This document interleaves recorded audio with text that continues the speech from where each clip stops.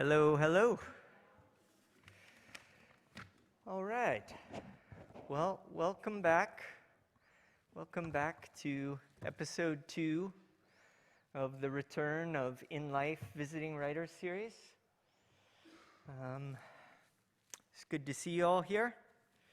I'll go through some of the prerequisites here. As I think some of you know, the Visiting Writers series is a project of the MFA program at UMass and the Juniper Initiative for Arts and Action, with support from the Massachusetts Cultural Council, the University of Massachusetts Arts Council, the English Department, and our generous alumni. By the way, I'm going to wear my mask so as not to spit on Sabina's microphone. And she will read unmasked. Tonight, like at all Visiting Writers series events, the great Nat Harold of the great Amherst Books is here selling Sabina's books in the back. For those of you who are new to the area, and I think that effectively accounts, at least in the MFA, for like 2 cohorts now. At least those of you who were here in a closed up valley. Amherst Books has got it all. New books, used books, textbooks, literary journals, magazines, paintings made from words, bamboo spoons, witty totes, you name it. They support us, they support writers and readers, so please support them. I don't know if Leah's up there, but thank you to Leah for helping us out with, and to you, kind people who I haven't met yet. They got this show back up and running after a year of being down, and last time we had a couple technical difficulties, and they really got on it and fixed it all up for us. Before we get going, please take a moment to turn off your cell phones, and I'll just remind you that the UMass indoor mask policy requires you to keep your mask on while you're inside any campus building. Now, it's a tradition of sorts for MFA faculty to read in the series when they publish books. And the honor fell to me to intro Sabina at the reading for her previous book, 2016's Valiant Gentlemen. So naturally, I assumed I would just crib from that introduction. As long as there's been a 3-year cycle, it should be fairly passable. But I was slightly horrified to find, upon looking back at that introduction, that it was basically one extended joke about cannibalism and something about how you should replace the Dos Equis most interesting man in the world. So I'm sorry for that, and it was obviously untenable to recycle any of that. Somehow I thought it was a good idea at the time. But I'll play it a bit straight tonight. She will surely bring down the house with the many layers of comic darkness that comprise the mantle and core of her new novel, The Human Zoo. But Sabina Murray's first novel, as some of you may know, Slow Burn, was accepted for publication when she was 20 years old. From there, she went on to publish 2 collections of short stories, among them the Faulkner winning The Caprices, 4 more novels, and just now a 5th. And she was commissioned by the director, Terrence Malick, to write his 2005 film, Beautiful Country. The critical reception to Sabina's work has been almost universally reverential. She's been compared to Stephen Crane and Hilary Mantel. She's been credited with inventing a whole new tantalizing genre, the ironic gothic. While all her works have been stylistically very different, there has certainly been a vein of the historical running through many, not least of which her previous and this most recent. The Human Zoo, which posits a contemporary Philippines in which a Duterte-like Procopio Copo Gombok has recently come to power. Her hero, a Filipino-American journalist fleeing familial drama and seeking to write a biography of one Timicheg, an indigenous Filipino brought to America at the start of the 20th century to be exhibited as part of a human zoo. Ting, she witnesses modern Filipino society languishing under Gumbuk's terrifying reign, and the plot takes a million tantalizing turns before landing its stunning ending. Alexander Chee writes of the book, "It's one of the most interesting novels I've read in years. Murray's at the height of her powers, offering us a breathtaking, funny, terrifying oracle." Mazamingista says, "The human zoo unfolds like the best of stories, one compelling detail following the next until an entire world emerges, full of revelations and aching truths. Murray has given us a powerful page-turner, full of wry humor and shattering wisdom about love, family, the meaning of home, and history." And the person who knows Sabina's work best, her mentor, Valerie Martin, writes, "In The Human Zoo, Murray combines an unflinching gaze at moral complexity with humor so dark it will make you anxious about yourself for appreciating it. Murray may well be the most fearless and glorious subversive novelist we have." The fact of the matter is that Sabina is a practitioner working at the highest levels, one of the oldest arts known to humanity, storytelling. Every time out, she swings for the fences, she goes big, and in the way of boiling complexities of history down to complex intercultural relationships among vividly drawn characters, she's certainly one of the best. Ladies and gentlemen, Sabina Murray.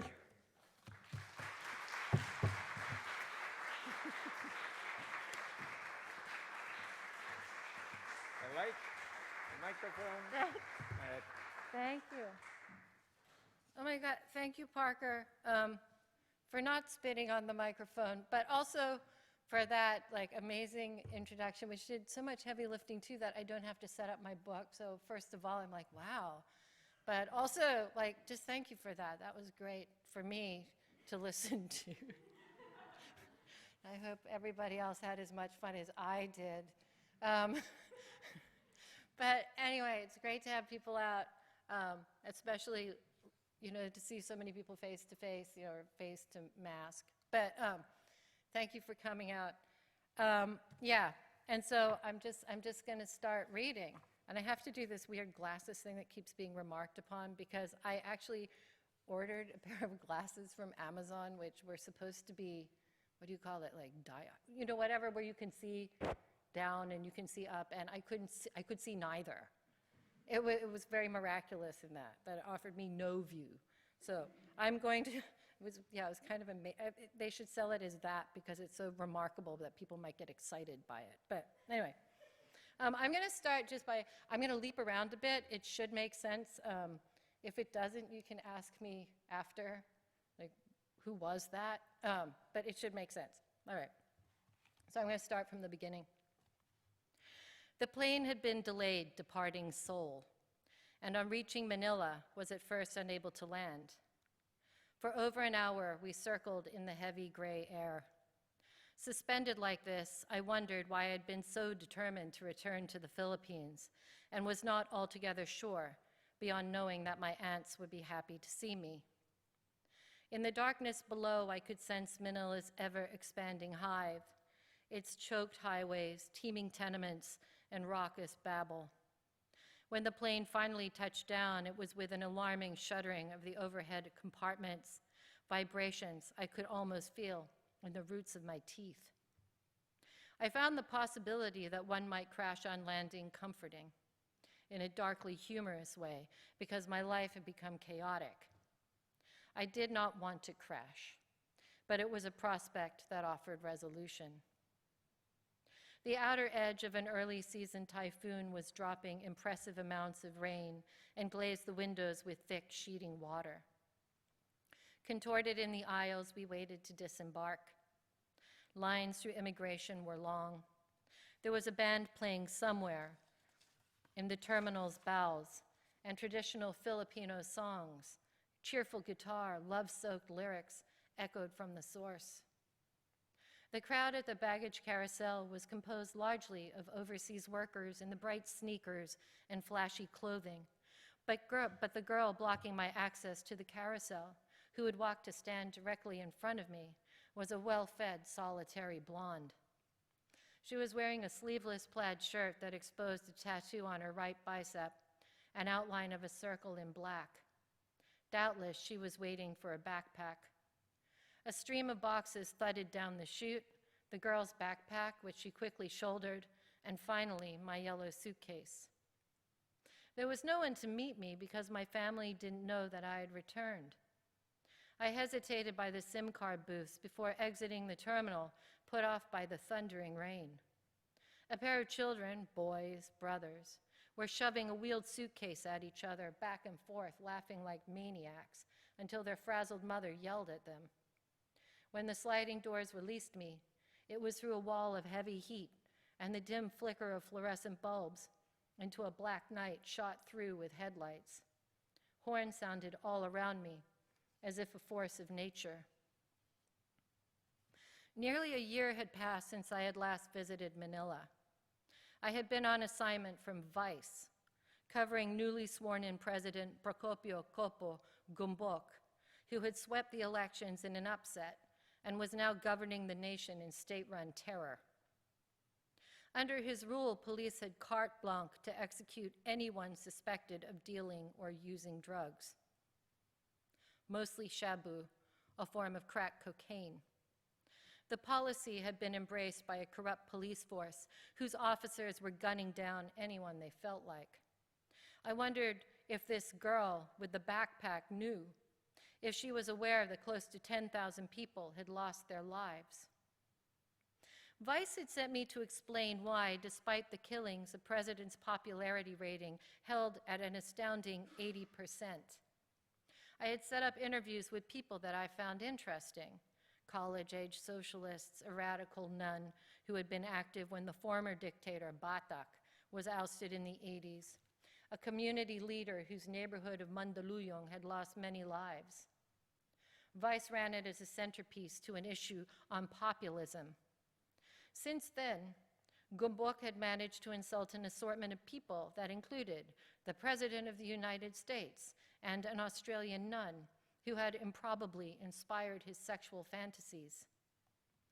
As I wrote the article, I felt as if I were inventing things, but it was all verifiable, and when it appeared, fact-checked, as if reality were something that earned its name through verification rather than just being real.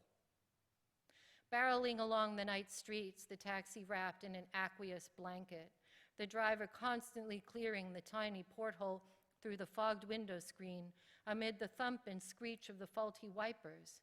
It was hard to feel that I was in anything but a dream. And so Ting then goes, she's going to her aunt's house, and this is just a little section that shows some of the family background. My aunt's house was sliding into indolent decay, but its elegant symmetry and high ceilings and staircase made of wood felled from giant trees cast a spell that was deeply tied to its history. Its rooms had no air conditioning and no screens, a testimony to its age, and the plumbing, which had been a wonder in the late 40s, was challenged by the years, though there was still water running in the pipes. A full bucket was in the shower stall and a towel with which to bathe. If I had waited until morning, I could have asked Beng, the maid, to heat water, which usually she did in a large kettle that she added to the bucket, but the idea of dousing myself with cold water was actually appealing. Tita Rosa was the eldest survivor of my mother's siblings. Her role in the family was that of matriarch, a self-created title that she'd claimed as a young woman and held for over 60 years. She was now 90. Shortly after the end of the Second World War, my aunt had married a man who had been a friend of her father's, one of the old coños, or Spaniards, whose money had survived. At the time of their wedding, Tita Rosa was 17, and Tito Inigo, 30 years her senior. Tito Inigo had died in the 80s, but I remembered him well. He had a narrow face and a long, hooked Spanish nose. His expression had always been composed in a sort of regal withdrawal, but he had loved low Filipino culture. Bad TV, junky food.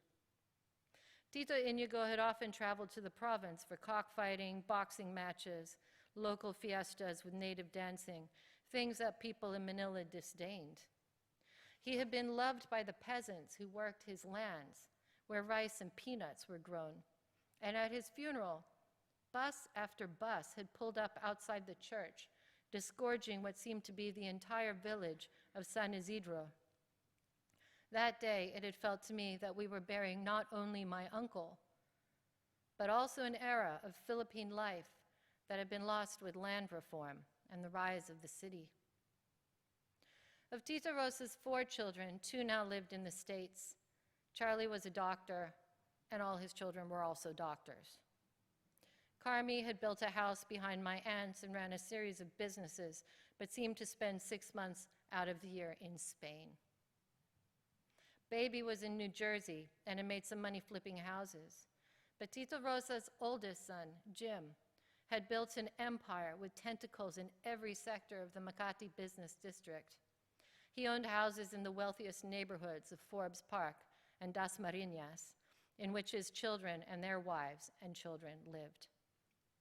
There was also a vacation compound in Batangas that, in addition to the impressive holiday home, had a 12-room guest house, a horizon pool, a freestanding chapel, a helipad, and most interestingly, its own museum built to honor his and his father's dynasty. Much of the artwork that had once filled my aunt's house had been moved to the family museum, including the life-size oil portraits of Tita Rosa and Tito Inigo. The chandeliers that Tita Rosa had carried back from her honeymoon in Spain were also gone, now in one of my cousin's houses. Even the great mirror from the foyer had been switched with a newer version, and your reflection, so much clearer than before, now greeted you with a superfluous abundance of information. I faced my bath in the bucket of cold water. I could feel the heat rising off my body as I completed my ablutions and fell on the hard bed with its stiff, clean sheets. The bottle of water was sweating on the nightstand. I switched on the fan and off the lights, wondering if I was too tired to actually fall asleep, if I should take a lorazepam, if one of my dead relatives whose spirits I could feel animating the humid air of the house would actually manifest, how long I would stay, all these things, when I fell into a deep sleep. And I think, as Parker mentioned in his intro, Ting has gone back to the Philippines, and she's researching this book on human zoos. And a lot of this book has to deal with the inability to write a book and writer's block, which you can kind of see like what I was going through when I was trying to figure out how to write this book, because it's just like, how can you write a book? What is writing a book? Writing a book is impossible. Why would someone do that? How are we supposed to construct a reality out of words? Anyway, it's all in the book, and somehow, despite all of that, the book actually, it's almost like I feel like now the book doesn't exist and this book will now vanish, because I was thinking about that. But anyway, her book is about human zoos. For my book, I was researching the plight of Timicheg, a chief of the Bontoc tribe of northern Luzon. Timicheg had lived his short life in the early part of the 20th century, first among the fierce peaks and diving ravines of the Ifugao region. He and his tribespeople had been discovered by an American businessman, Richard Schneiderwind, and brought to America to entertain the throngs of visitors that flocked to Coney Island, visitors in search of something new. The Bontoc were novel, naked but for loincloths and wraps and intricate tattoos. They formed their village in an enclosure in the shadow of the Wonder Wheel, on display for whoever might stop by. At precise times throughout the day, they would perform a ritual slaughter on an unfortunate dog procured from the local pound, butcher it, cook it in a pot over an open fire, and eat it. The Bontoc took their sleep on mats in the chilly air. The next day, they would awake and begin it all again. They could no longer stalk deer through the forests and mists of the Cordilleras. But as they were promised money and safe passage home, after a time, they consented to the yapping dog, the banal ogling of the tourists, and this strange diet. At home, dog was rarely on the menu. The Bontoc were headhunters, although this practice, the most intriguing, was only ever described. Schneiderwin provided each bloody detail with a booming voice that competed with the organ grinders and carousel music and reveling crowds. Timiceg's tribe was not the only one on display in the United States. Other headhunting groups were touring in the Midwest and California. This was to illustrate the colorful ways of the backward Filipinos and justify America's occupation of the islands. Why exterminate all the brutes when you could display them and make a profit? And I'm just, yeah, so that's just kind of like, a lot of people are saying, why is the book called The Human Zoo? And that, ultimately, when you think about it, everything can be called a human zoo. There are 3 or 4 different human zoos in the book, and then you start looking around you, and it's just like, what is that thing when you just start seeing human zoos everywhere? So I'm sure we all have, several personal human zoos that we all can think of right now. So I think all we need to do, and then I'm going to read a slightly longer section, and then that will be it. But I just wanted to read a bit more about the city, and this is the character in the book is Bibo, who is the partner of the character Ting's best friend Inchoy. And Inchoy, he's a socialist professor of philosophy at the University of Santo Tomas, and he's gay, and his partner is secret. He doesn't let anybody know about his partner, who is housed far in this very distant suburb of Tondo. So it's like Inchoy leads a double life, but Ting has become close friends with Inchoy's partner. Bibo wanted to get together, and so the following day, I got a grab car and headed to Tondo. To occupy myself during the 2-hour ride, I brought a book on Truman Hunt, a medical doctor who had gone over to the Philippines in 1898 and, in the way of colonial occupiers, become the completely unqualified lieutenant governor of the Bontoc province. I checked a book out of the Santo Tomas library, hoping that it would mention Schneiderwin, but even if it didn't, I would learn more about the Bontoc's relationship with the United States, which was necessary to undergird whatever narrative would one day need undergirding. I slid into the back of the car, a tiny Toyota with itchy fabric upholstery, and started reading. Timiceg and his tribe were not the first group of Igorots to make it to the United States.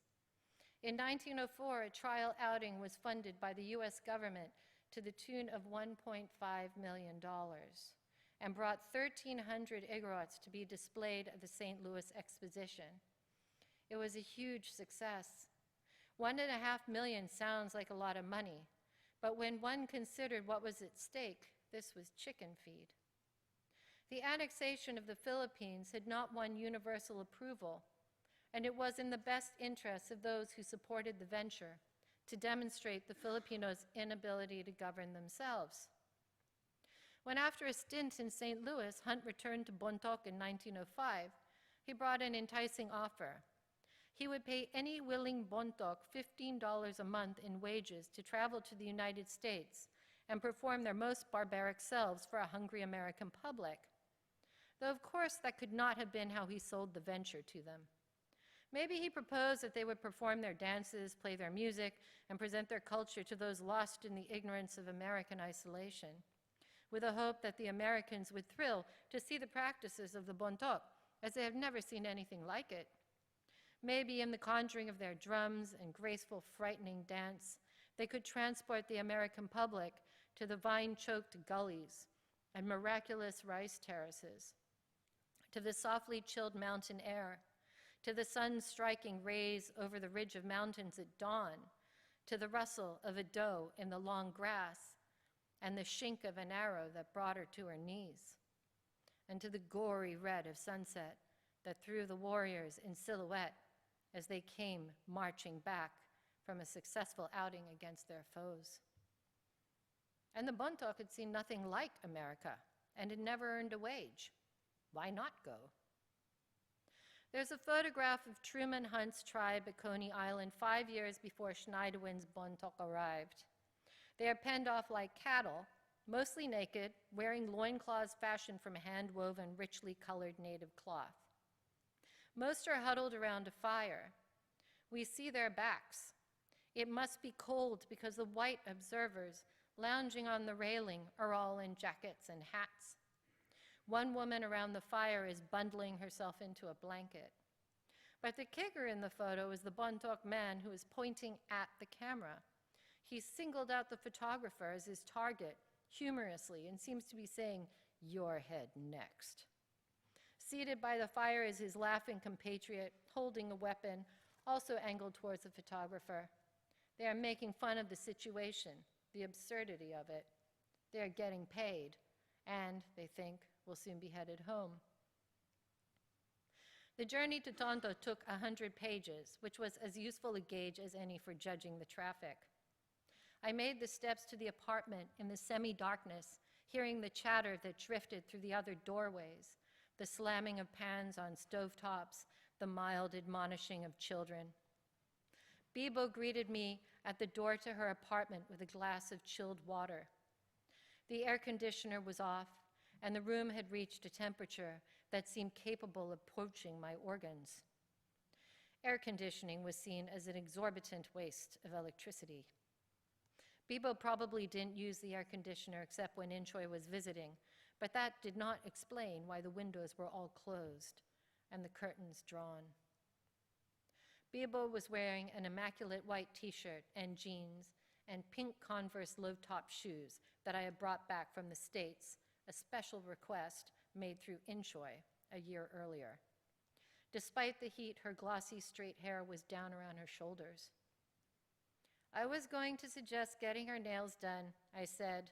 I lifted Bibo's hand and looked at it, at the long pointed nails that were a dark and shiny purple. "But yours are perfect." I let her hand go. "And you are perfect and look absolutely beautiful." "It's because I'm in love," Bibo replied. She picked up her handbag, a knockoff Louis Vuitton, and we stepped back into the hallway, which was an equally unbearable temperature. "Come," she said. "I've set up a reading with Aling Ligaya." Fortune tellers were a dime a dozen, but Aling Ligaya was of a different caliber. She was a bona fide seer who had earned reputation for her accurate readings and incorruptibility. Aling Ligaya could have held her own in Delphi, but she lived in Tondo, just a few blocks from Bibo's house, and was a regular fixture in Bibo's weekly routine. Chok Chok was manning the store, and we stopped by for a quick chat. I tried to buy some cough drops, but I knew that I tried to buy some cough drops, which were, of course, gifted. I didn't really want cough drops, but I knew that I had to try to purchase something just to allow Bibo to refuse my money. Across the street, a construction project had resulted in the assembling of a rickety scaffold made from lash bamboo and planks. A ladder of equally fragile design leaned up against it, and men in rubber sandals were scaling and descending the structure, weighted with flat baskets filled with rubble and chunks of concrete. It looked like a scene out of Ben-Hur. Bibo and I crossed the street, weaving through the stalled cars and jeepneys. The shop fronts offered an assortment of appliances in Chinese boxes and racks of loud clothing. The rattle of a sewing machine emanated from some dark corner of a tailor shop. Aling Ligaya's house fronted the street, sandwiched between a sari-sari store, much like Bibo's, and another business that sold a variety of discarded things: old tires, dusty TVs, a coiled chain, a child-sized bicycle. Presumably, as a resulting perk of her profession, Aling Ligaya had nothing to fear, and her door was wide open. Tied by its leg to a chair by the door was a small dog that, when it realized we were coming to visit, greeted us by first thumping its tail enthusiastically and then growling. Bibo called into the darkened hallway. "Halika, halika," came Aling Ligaya's voice. We entered, our eyes adjusting to the dark, aware of some throbbing light that outlined boxes and stacks of newspaper and broken chairs. The source of light was a statue of Jesus, resting atop a derelict refrigerator, his sacred heart exposed and electrified. Jesus held his hand delicately beneath his blinking heart, his face composed in awe-inspiring calm and generosity. At the end of the hallway, the space brightened, and we entered the kitchen, which also functioned, as evidenced by a neatly made-up bed, as whatever else was required. The entire right side of the room was filled with stacks of old magazines. One tower supported a buzzing electric fan, another a cage with finches, which were hopping about and grunting musically. Aling Ligaya was seated at the end of a table in the small space that was left clear, cutting up a chicken. She raised her keen eyes to us, tiny and wizened, wielding the knife. "Umupo kayo," she said.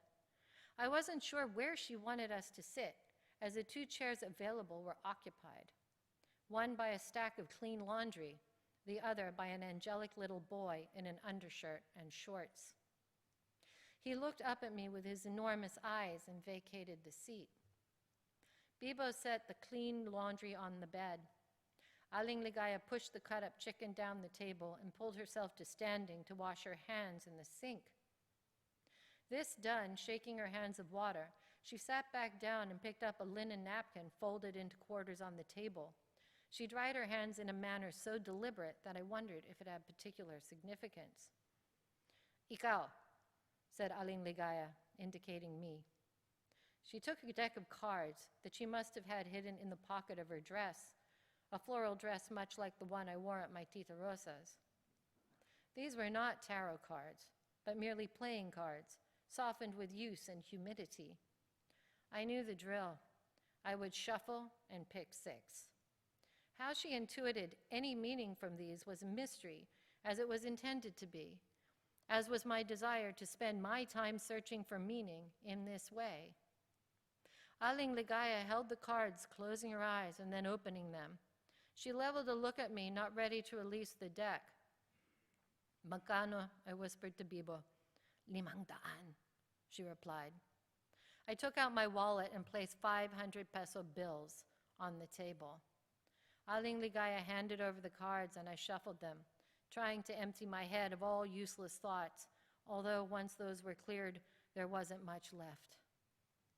I selected my 6 and she slowly began to turn them over.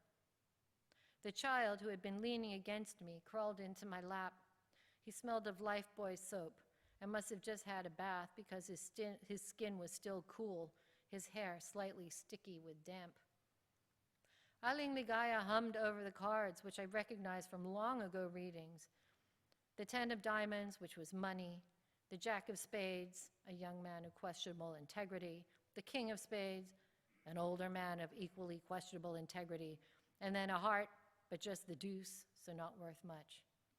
I couldn't remember what club stood for, but I had both a 6 and an ace. I was happy I wasn't playing poker. But I also knew that Aling Ligaya didn't read in the traditional way, that the usual narratives spun out of suits were irrelevant to her. She took the little finger and ring finger of her left hand and began tapping the cards. "Heto, heto," she said each time she tapped a card. She did this at a moderate speed and then faster, and then sat back in her chair, eyes closed in a trance. We waited patiently. The child shifted in my lap, his seat bones pressing into me. The finches hopped about their cage. Outside, a hawker called Balut, his voice growing louder as he came up the street. Finally, Aling Ligaya opened her eyes. "It's all lies," she said, "all of it. There is no truth, but you," she pointed at me with a finger bent with arthritis, "you are tough." The word she used was matapang, which made me seem almost thuggish. "You always survive, but don't trust anyone." Her face relaxed into a smile. "Anyone except for me." I waited, but that seemed to be all she had to say. Anything else? He loves you. Great. I looked over to Bibo, who was stifling a giggle. I wanted to ask about my book. I write books, you know. I know, said Aling Ligaya. She was done. Am I next? Asked Bibo. Aling Ligaya looked steadily at Bibo and then waved her hand dismissively. Not today. Next week? We'll see. Ejected on the sidewalk, I tried to process what Aling Ligaya had said. I didn't believe her pronouncements, but at the same time did not completely discount them. You know, Bibo, last time I went in there, she told me I was spending too much money and that I should grow the nail on the little finger of my left hand. Also not to eat chocolate for a month. Bibo shrugged. Last time I was there, she told me not to worry about saving my money, that I should spend it on pretty things. Weird, I said. Let's go to Max's for lunch, my treat. And I'll stop there. Yeah, that's right. Thank you.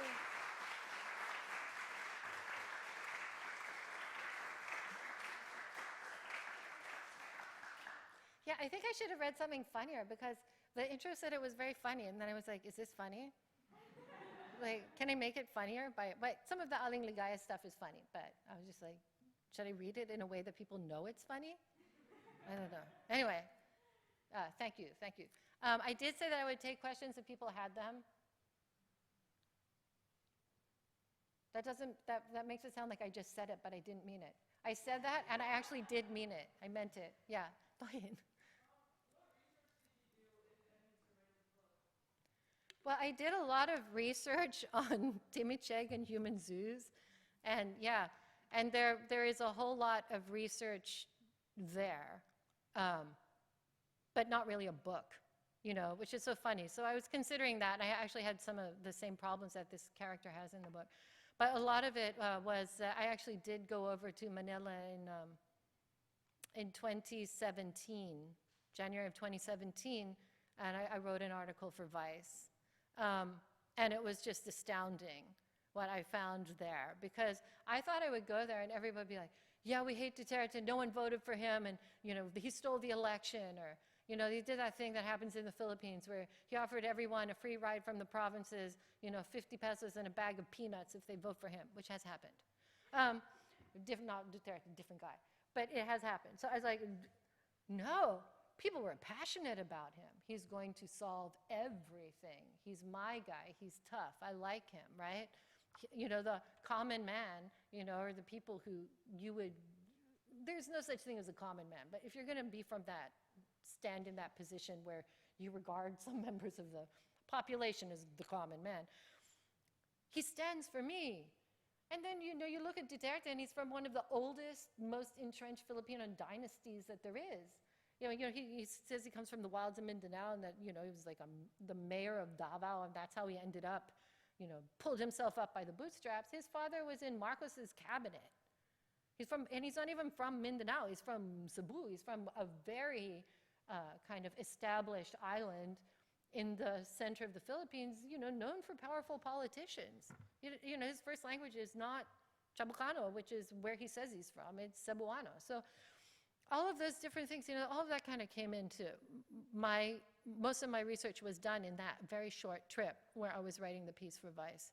And then after that, well, a lot of the research, I lived in the Philippines all through high school and had a Filipino mother, and that's probably like 90% of the necessary research just came out of being deeply entrenched in that culture for so much of my life. And going back a lot, because I go back and see my aunts. So yeah, that's a very long response to your question. Yes?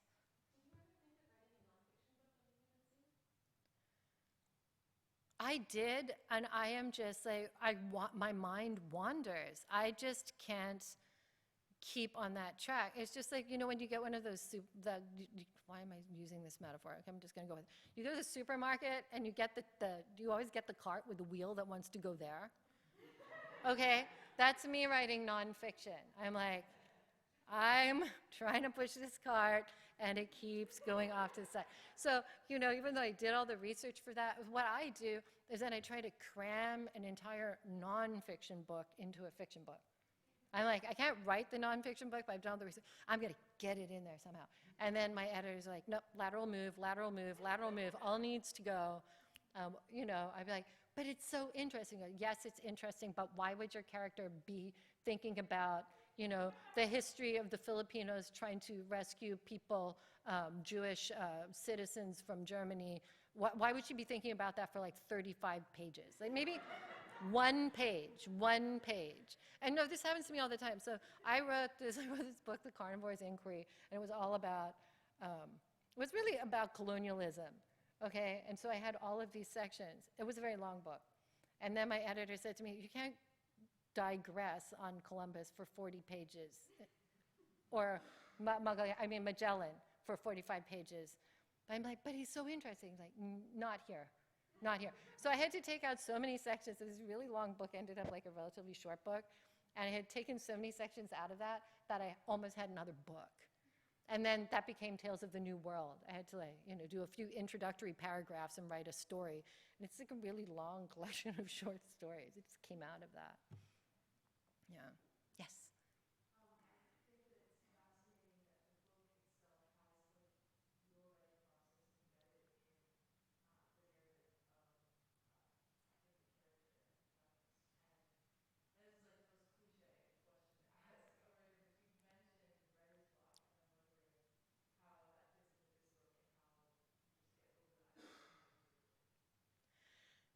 Well, it's all how we characterize what writer. There's this weird idea that writers, if you're not putting words on a page, that you're not writing. So for me, the way that I think of writer's block is I have the idea, but I don't know what it's going to be. I know what it is broadly, but I don't know what it is focused on. So it's just living with things. Sometimes you have to live with a book for years before you get a clear sense of what the book is. So much of it is you get an idea. I wrote this book, Valiant Gentlemen. I started researching that 10 years ago, and I knew everything there was to know about the characters. Like, I could have taken an exam on any of these characters. I knew more, I knew so much about these characters that even the leading expert on Roger Casement in Belfast still thinks that I'm a Casement scholar and keeps inviting me to conferences. And I don't know anything about anything that he's an expert in. So you can do all of that, but if you know a character, you know a historical figure, it's not even a character. It's not even yet a book. So for me, the writer's block is like, what is the problem that is going to give all of this research and these ideas and these exchanges? What is the problem that I can have at the beginning of the book that is somehow understood or solved at the end?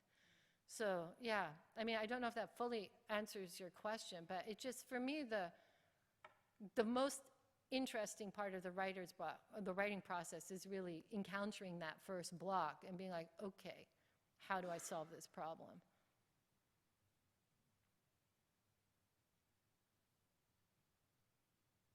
Yeah. Do you feel, to quote Alexander Chee, that you are at the height of your literary powers? Well, thanks, Alex. That's awesome. But it's also like, if I'm at the height of the literary powers, where do I go from? Yeah, exactly. Like, what's left for me? More height. So for the next book, I'll be like, can you write me a book? I'll be like, she's even heighter than at the heightest of her, power, superpowerness. Yeah. No, what I feel like I do know now is that I'm a much faster editor than I was like with my first book. It's weird. It's like muscle memory. It's like playing table tennis. You don't play it and then for like 20 years, and you play it, you're like, oh my God, did I actually ever do this? And then, then you spend, why am I, like, sorry for the weird metaphor night, I don't know what's happening with me. But then all of a sudden, like halfway into it, then you remember where you can predict these things. Okay, so I don't know if I'm at the height of my powers, but I am a super fast editor of my own stuff. I can be like, this is the best sentence I've ever written, I love it. That is terrible, that's going. I wrote 5 pages today, and they're all bad. Delete. Like, I have that. So that makes me feel like I've gotten somewhere. I don't know if it's the heights. It's not very exciting, is it? Like, I can hate my own work. Yeah, yay. Yeah.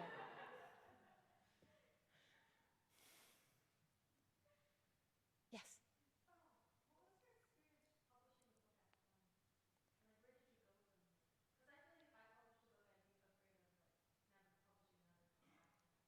Yeah, yes. I don't know what to say. Yes. Yes, and more yes. No, with this book, I wasn't really, I mean, it got accepted in a really rough state by my publisher, who knew I was onto something, but it really wasn't in any shape for the reading public. So I think I had some fears with the book coming out. And it's not that I'm not going to publish anything. I mean, part of it, I can be like, oh, I'll publish again. Okay, I can say that in a really blasé manner because it was part of a 2-book deal, and I am definitely publishing another book. So I have that working for me. But for me, the real fear was how it was going to be received in the Philippines. That scared me because I was just like, there are so many great writers who are living in the Philippines. Like, I'm Filipino, but there are people on the ground in Manila who are really suffering under Duterte. And I guess they're just not as fast as me, but they're really good writers. The national hero of the Philippines is Jose Rizal. He was a novelist. The country prides itself on admiring great writers and holding them as heroes. So I was just like, why am I writing this novel? Someone else should write it. In fact, I was thinking maybe my friend Gina should write. It wasn't even vague, like who else could write this book. It's like maybe Gina should write this book. I could actually look at people and say, maybe, why didn't Sionel Jose write this book? Yeah, literally. So that's what scared me. But maybe partly because books that are published in the US are ridiculously expensive in the Philippines, but they also pirate so many books there that they haven't bothered to sell it, Filipino rights to it. I haven't heard anything about that. So that's my fear, and I'm still waiting. Oh, and I didn't show it to my family because they make all these cousins, these people like that crazy cousin with the museum to his family. Like, he's my cousin. And I'm like, I really don't know if I want, like, what's Raymond going to say when he's like, Sabina, put me in your book. I'm like, yeah, don't you like that? But also in my heart of hearts, like, I'm okay because my Filipino family loves that I'm a writer, but they really don't read anything I write. They all make me, give me a book. And I go home and half my suitcase is books. And then they take it and then they go over to like the mantle and they put it there and they're like, beautiful. Yeah. Any other questions that I'll answer in a very bizarre and not particularly useful fashion? Yes.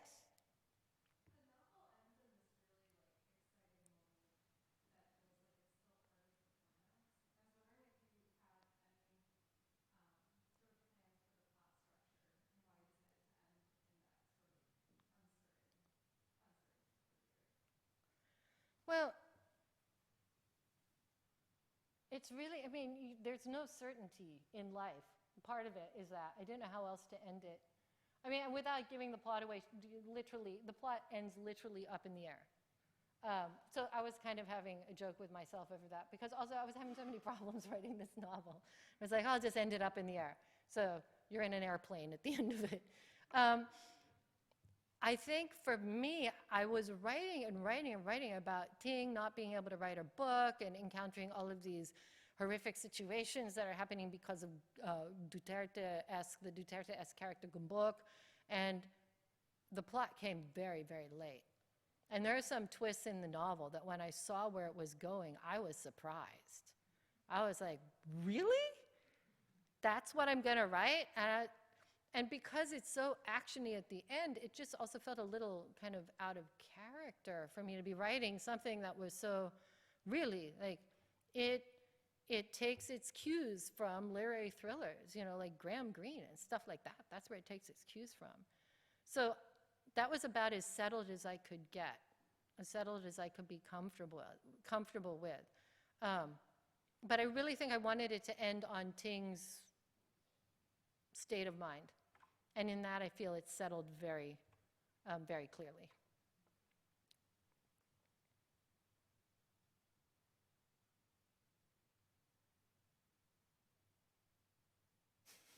We're all looking around.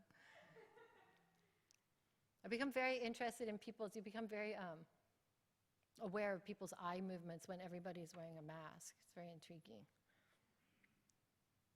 I think that's it. Any more questions? I think we're good.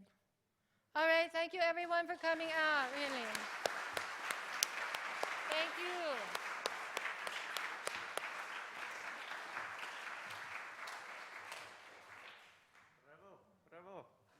Bravo. Next up, November 18th, right here, Peter Gizzi. Don't forget, Amherst Books is selling books, and I'm sure Sabina will be happy to sign them.